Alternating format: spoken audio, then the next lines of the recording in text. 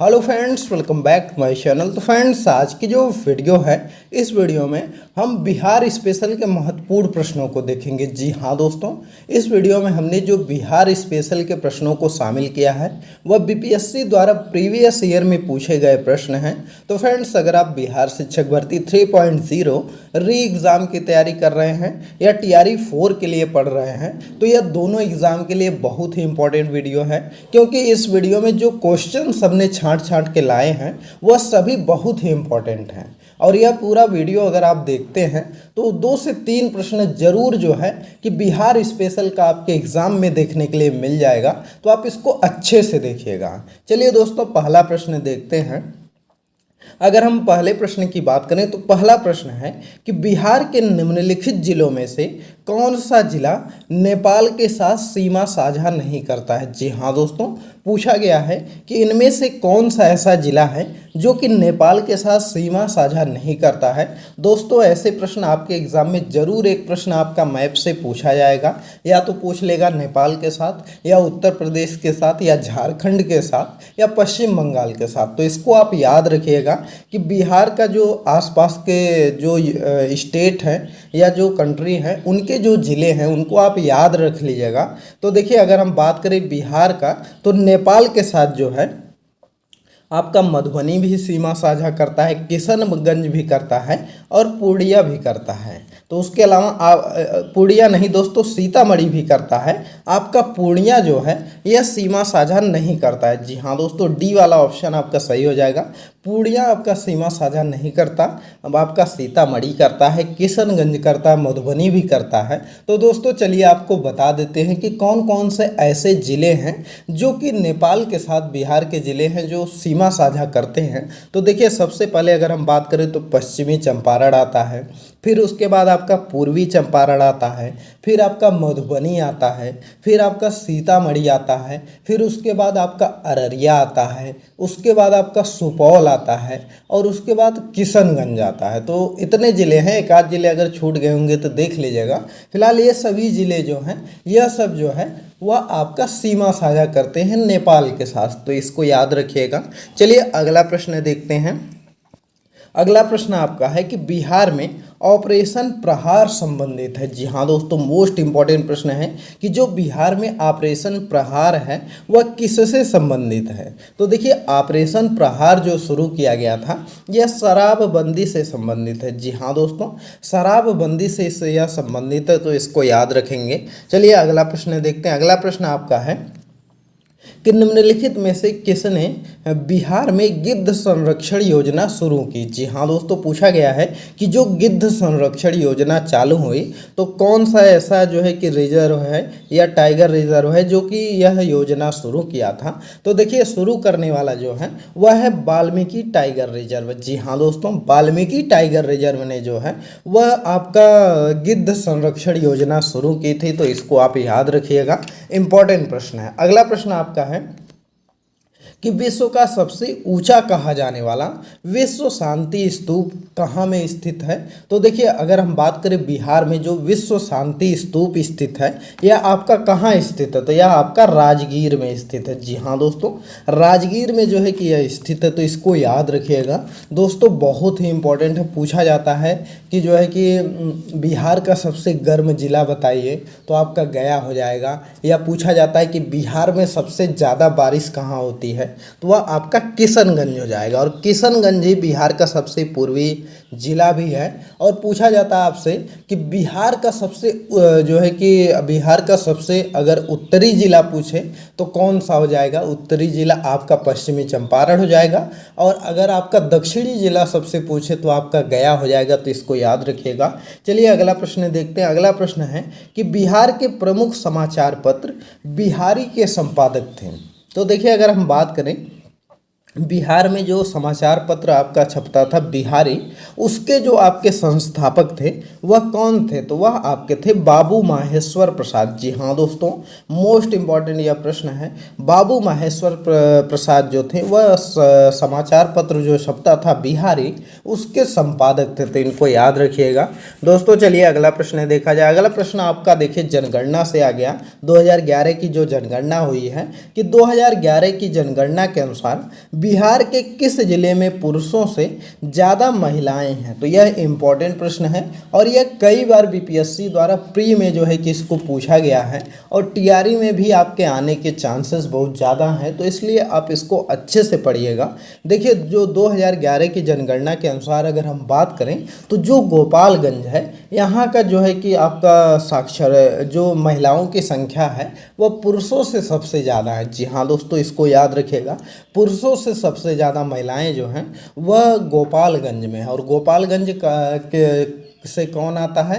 तो आपके लालू प्रसाद आते हैं गोपालगंज से। और आप जान ही सकते हैं कि लालू जी के कितने लड़के हैं, तो 9 बच्चे हैं, जिसमें कि 7 लड़कियां और 2 लड़के हैं। तो इस तरह से भी आप याद कर सकते हैं, यह एक छोटा सा ट्रिक है।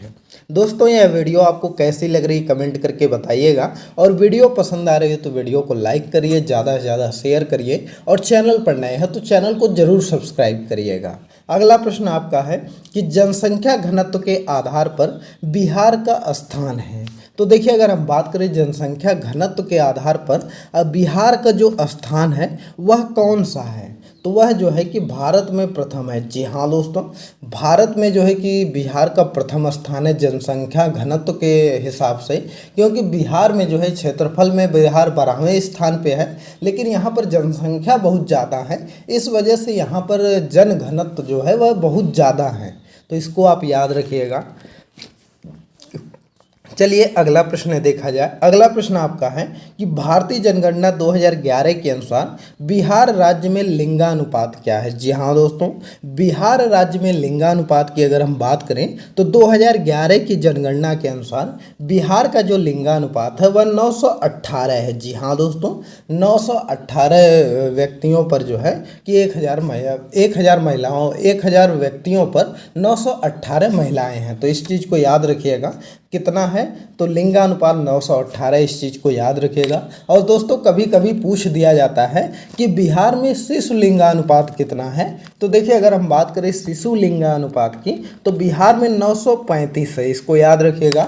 शिशु लिंगानुपात आपसे पूछ सकता है, क्योंकि वैसे सामान्य लिंगानुपात तो सब लोग याद रखते हैं, लेकिन शिशु लिंगानुपात कठिन बनाने के लिए पेपर में पूछा जा सकता है, तो वह 935 है, इसको याद रखिएगा। अगला प्रश्न है कि जनजाति और जिलों को निम्न जोड़ों में से कौन सा जोड़ा सही नहीं है? जी हाँ दोस्तों, पूछा गया है कि इनमें से कौन सा जोड़ा सही नहीं है। तो देखिए, संथाल बांका से संबंधित है, बांका जिले में रहती है संथाल जनजात, तो यह बिल्कुल आपका सही है। अगला है मुंडा जो है कि जमुई जनजात में रहती है, तो यह आपका गलत है। जी हाँ दोस्तों, मुंडा जो है यह आपका जमुई में नहीं रहता। मुंडा जो जनजाति है वह आपका बक्सर और रोहतास जिले में रहती है, तो यह आपका ऑप्शन गलत हो जाएगा। यहाँ पर यही ऑप्शन आपसे पूछा गया है कि कौन सा जोड़ा सही नहीं है।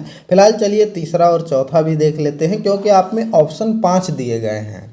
तो अगला आपका है उरांव सुपौल में रहती है, बिल्कुल सही है। और खरवार भागलपुर में रहते हैं, तो यह भी जो है कि सही है कि खरवार जनजाति जो है वह भागलपुर में निवास करती है और उरांव जनजाति जो है वह सुपौल में आपका निवास करती है। दोस्तों, जितनी भी जनजातियां हैं आप उनको अच्छे से पढ़ लीजिएगा, स्पेशली जो जनजातियां बिहार में निवास करती हैं, क्योंकि इनसे 1 या 2 प्रश्न आपका बनता है। और अगर आपको जो जनजाति हैं इस पर वीडियो चाहिए तो आप कमेंट करिएगा, हम उस पर वीडियो बना देंगे कि कौन कौन सी जनजाति बिहार में निवास करती है, किस ज़िले में निवास करती है, या उनका फेमस त्यौहार वगैरह क्या है, सब कुछ करवा देंगे। तो अगर आपको वीडियो चाहिए तो आप कमेंट करिएगा। अगला आपका प्रश्न है कि बिहार में गन्ना उत्पादन में अग्रणी जिला कौन सा है? जी हाँ दोस्तों, मोस्ट इम्पॉर्टेंट प्रश्न है। यह प्रश्न आपका आया भी था बीपीएससी टीआरई में कि बिहार में गन्ना का उत्पादन सबसे ज़्यादा कहाँ होता है? तो देखिए, गन्ना का उत्पादन की अगर हम बात करें तो वह आपका पश्चिमी चंपारण में होता है। जी हाँ दोस्तों, पश्चिमी चंपारण में गन्ना का उत्पादन सबसे ज़्यादा होता है। और दोस्तों, बीपीएससी टीआरई 3 जो आपका पेपर कैंसिल हो गया, उसमें आपका एक प्रश्न आया था कि बिहार के किस जिले में जो है कि गेहूं का उत्पादन सबसे ज़्यादा होता है? तो गेहूं का उत्पादन अगर हम बात करें तो वह आपका कहाँ पर होता है? तो वह जो है रोहतास जिले में सबसे ज़्यादा होता है, इस चीज़ को याद रखिएगा। चलिए अगला प्रश्न देख लेते हैं। अगला प्रश्न आपका है कि बिहार के किस जिले को सिल्क सिटी के नाम से जाना जाता है। जी हाँ दोस्तों, मोस्ट इंपॉर्टेंट प्रश्न। यह प्रश्न आपका बीपीएससी टीआरई 2 में भी आया था कि सिल्क सिटी के नाम से किसको जाना जाता है, कहाँ पर किस सिटी में जो है कि रेशमी वस्त्र बनते हैं। तो इसका जो सही आंसर है वह है सी, भागलपुर में जो है वह सिल्क सिटी के नाम से उसको जाना जाता है। वहाँ पर रेशमी वस्त्र बहुत ज़्यादा बनते हैं। और दोस्तों अगर आपसे पूछ लिया जाए कि जो है कि बिहार का कौन सा ज़िला ऐसा है जहाँ पर सूती वस्त्र सबसे ज़्यादा बनते हैं, तो वह आपका गया में बनता है। जी हाँ दोस्तों, गया में जो है सूती वस्त्र बहुत ज़्यादा बनते हैं। उसको जो है कि बिहार का मैनचेस्टर भी कहते हैं, तो इस चीज़ को भी याद रखिएगा। और अगर इंडिया का मैनचेस्टर पूछे तो क्या हो जाएगा, अहमदाबाद जो हो जाएगा। इस चीज़ को याद रखेंगे। अगला प्रश्न है कि बिहार राज्य की मुख्य नगद फसल कौन सी है। जी हाँ दोस्तों, पूछा गया है कि बिहार राज्य की मुख्य नगद फसल कौन सी है, तो वह आपकी गन्ना है। इसको याद रखेंगे। बिहार में चाय नहीं होता है ज़्यादा, ना ही रबड़ होता है, आपका गन्ना सबसे ज़्यादा होता है, तो इस चीज़ को याद रखिएगा। चलिए अगला प्रश्न देखते हैं। दोस्तों अगर आपको इसका पीडीएफ चाहिए तो आप हमारे टेलीग्राम चैनल से डाउनलोड कर सकते हैं।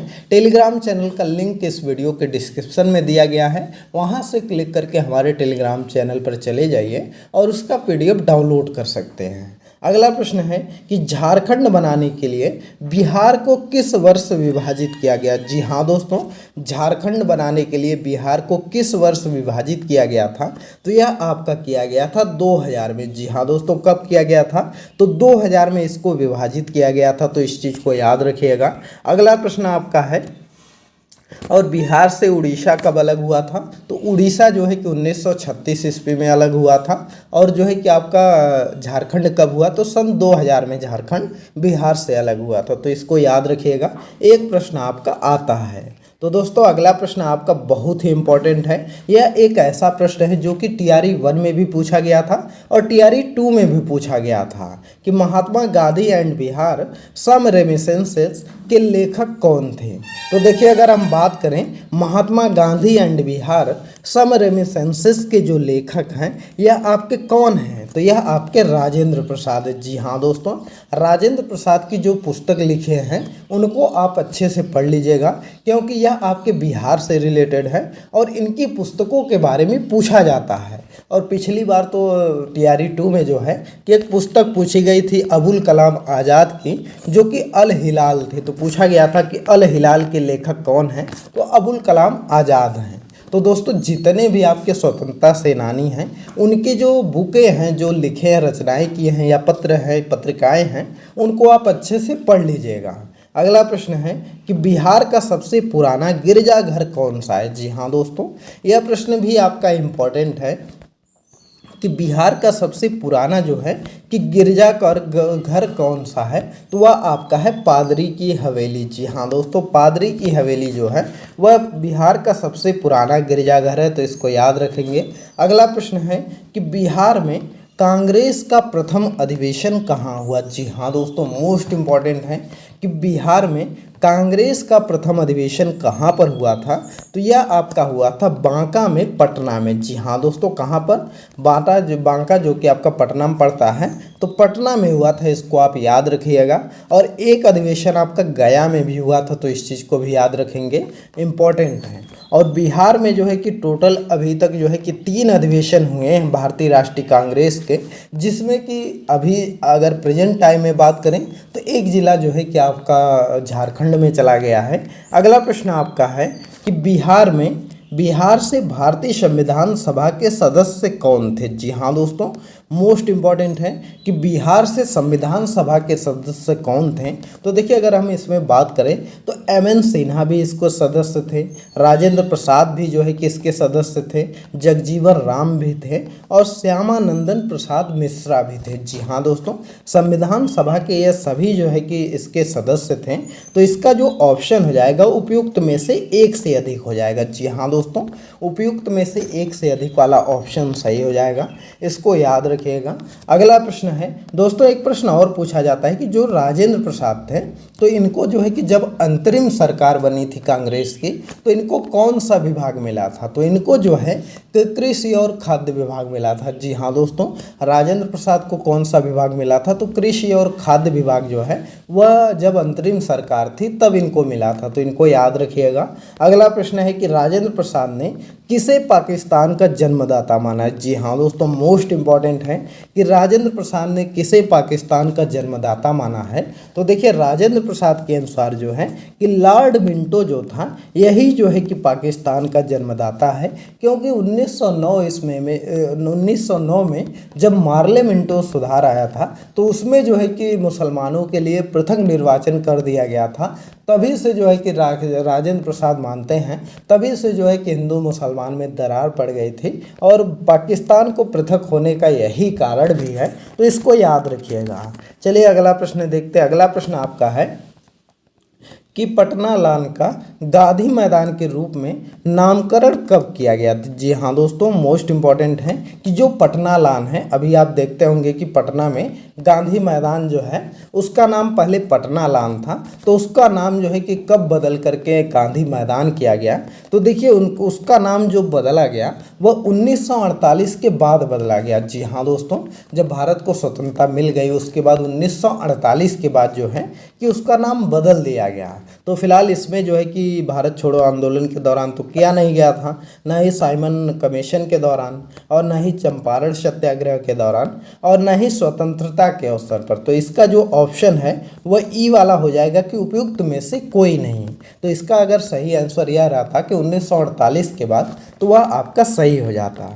चलिए अगला प्रश्न देखते हैं। अगला प्रश्न आपका है कि बिरसा मुंडा के गुरु कौन थे? जी हाँ दोस्तों, पूछा गया है कि जो बिरसा मुंडा थे इनके जो है कि गुरु कौन थे? तो बिरसा मुंडा के अगर हम गुरु की बात करें तो वह आपके आनंद पांडे हैं। जी हाँ दोस्तों, कौन है? तो आनंद पांडे बिरसा मुंडा के गुरु हैं, तो इनको याद रखिएगा। यह दोस्तों इम्पॉर्टेंट है, इस क्वेश्चन को आप जरूर तैयार करिएगा। तो दोस्तों आज के यह टॉप 20 क्वेश्चन थे जो कि बिहार स्पेशल से हमने पिक किया था, तो आप इनको अच्छे से पढ़ लीजिएगा और सभी क्वेश्चंस अच्छे से तैयार कर लीजिएगा। दोस्तों हम अपनी वीडियो में बहुत ज़्यादा क्वेश्चन नहीं रखते हैं, उसका कारण यही है कि ज़्यादा क्वेश्चन रखने से फ़ायदा क्या है, आपका जो क्वेश्चन एग्ज़ाम में आता है सिर्फ उन्हीं क्वेश्चंस को हम रखते हैं। तो ऐसा मत सोचिए कि कम क्वेश्चन है तो इसमें से नहीं आएगा। दोस्तों हम सिर्फ वही सिलेक्टेड क्वेश्चन लाते हैं जो कि आपके एग्ज़ाम में पूछे जाते हैं। वैसे कराना रहता तो हम 100 क्वेश्चंस की वीडियो ला देते, 3-3 घंटे की वीडियो अपलोड कर देते, लेकिन उतना पढ़ने से कोई फ़ायदा आपका नहीं होगा। सिर्फ आप उतना ही पढ़िए जितना आपका प्रश्न जहाँ से बनता है। तो इसलिए जो है कि हम चाहते हैं कि कम टाइम में आपको सटीक जानकारी मिल जाए, इसलिए जो है कि हम सेलेक्टेड क्वेश्चन ही लाते हैं। तो दोस्तों यह वीडियो आपको कैसी लगी कमेंट करके बताइएगा, और वीडियो पसंद आई हो तो वीडियो को लाइक करिए, ज़्यादा से ज़्यादा शेयर करिए। और दोस्तों अगर आपको इसका PDF चाहिए तो हमारे टेलीग्राम चैनल से डाउनलोड कर सकते हैं। टेलीग्राम चैनल का लिंक इस वीडियो के डिस्क्रिप्शन में दिया गया है, वहां से क्लिक करके हमारे टेलीग्राम चैनल पर चले जाइए और इसका PDF डाउनलोड कर लीजिए।